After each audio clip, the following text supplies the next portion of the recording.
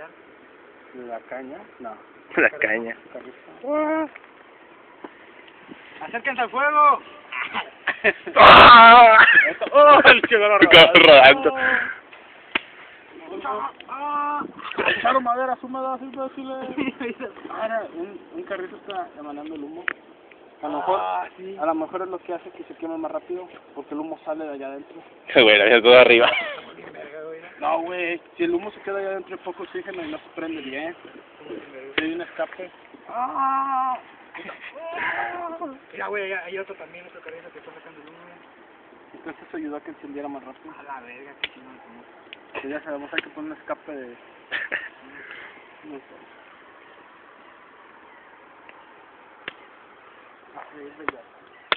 Free Bellot.